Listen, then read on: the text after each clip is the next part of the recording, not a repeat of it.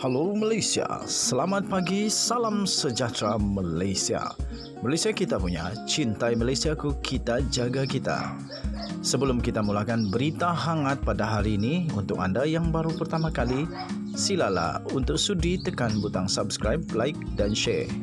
Sila juga tinggalkan komen anda kerana setiap komen anda amatlah dihargai.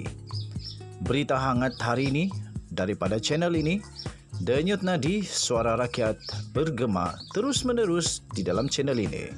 Setiap hari kita membawakan berita-berita terbaru yang pastinya dinantikan oleh seluruh rakyat Malaysia.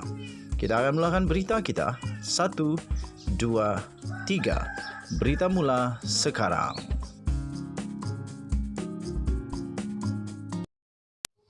Salam sejahtera Malaysia.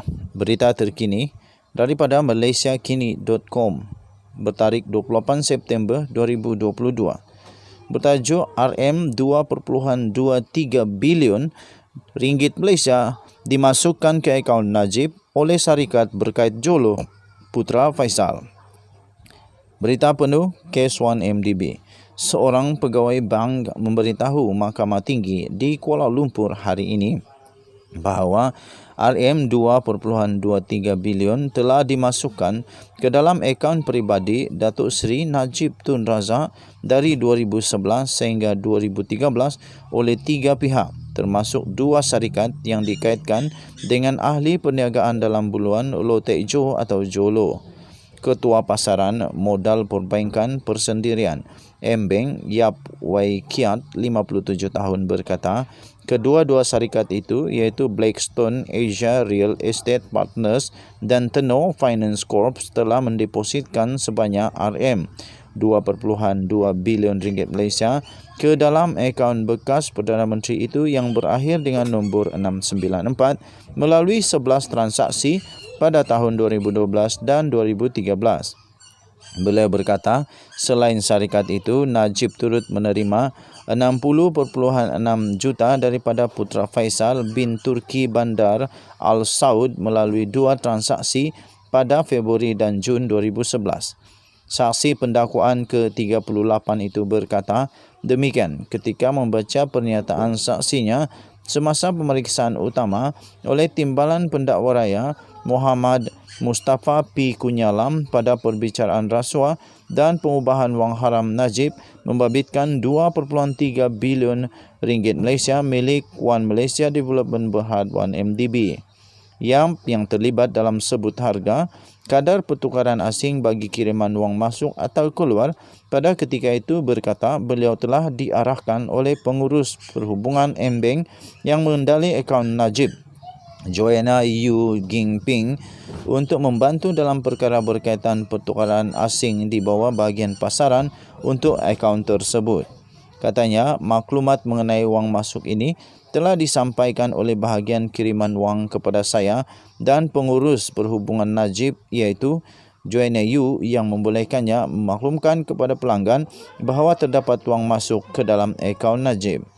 Joanna Yu mengarahkan saya supaya melaksanakan penukaran wang daripada dolar AS kepada ringgit selepas dia mendapat kelulusan daripada pelanggan Najib. Selepas itu, jabatan saya melakukan apa yang perlu dengan memasukkan data yang berkaitan ke dalam sistem yang dipanggil MURAX di mana pertukaran dilakukan mengikut kadar yang dipersetujui seperti dalam kontrak. Kemudian, pihak saya menghubungi bahagian kiriman wang dan memaklumkan nombor kontrak dan kadar pertukaran.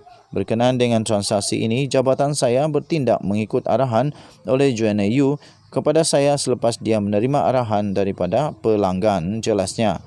Najib, 69 tahun, berdepan 4 pertuduhan menggunakan kedudukan beliau untuk memperoleh rasuah berjumlah 2.3 bilion daripada dana 1MDB Funds dan 21 pertuduhan pengubahan wang haram membabitkan jumlah yang sama.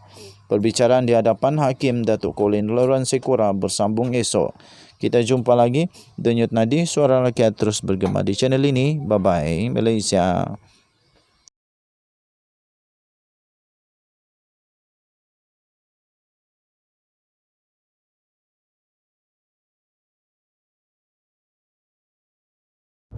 Salam sejahtera Malaysia.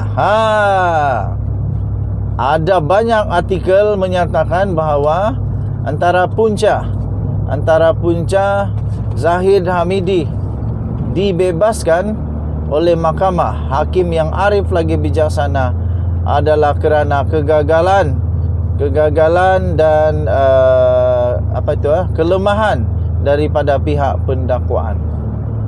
Kerana itu tuan-tuan dan puan-puan, berlegarlah banyak teori baru, cadangan baru. Antara cadangan yang pasti ditakuti oleh Najib Razak adalah Gopal Sri Ram ganti pihak pendakwaan. Seperti Najib Razak mengganti peguam bela pada saat-saat akhir. Jadi ada netizen mencadangkan gantikan pihak pendakwaan itu kepada Gopal Sri Ram.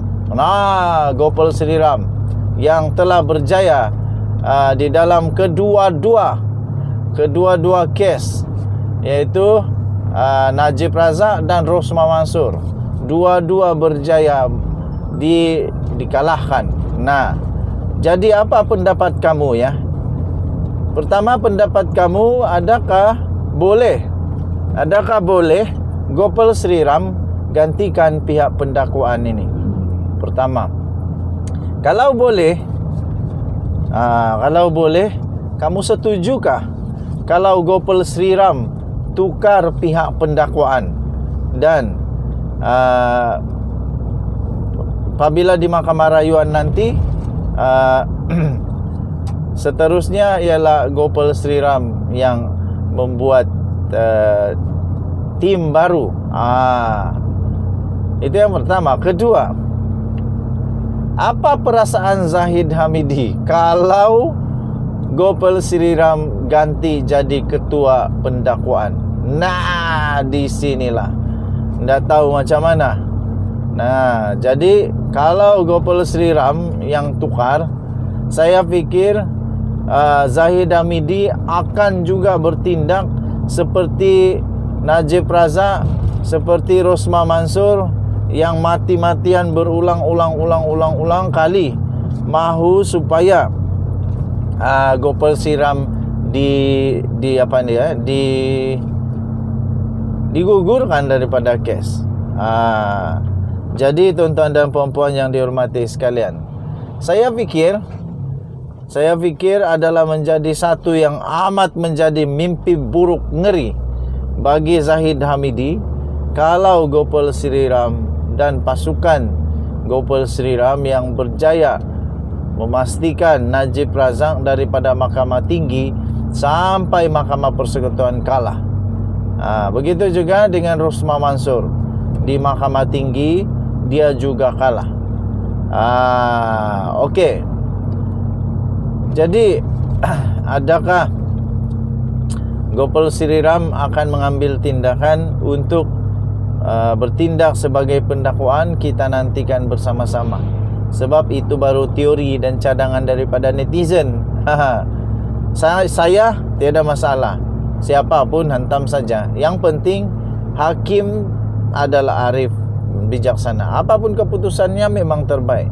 Dia punya alasan penghakiman tadi pun memang sangat-sangat logik. Sangat betul lah, sangat betul. Jadi tuan-tuan dan puan-puan yang dihormati sekalian, hormati keputusan mahkamah, hormati keputusan hakim, jangan meroyan. Waktu menang seronok, sekali kalah meroyan habis. Hentam itulah, hentam ini. Tapi waktu menang, mana? Okey, kita jumpa lagi. Denyut nadi Suara Rakyat bergema di channel ini. Bye-bye.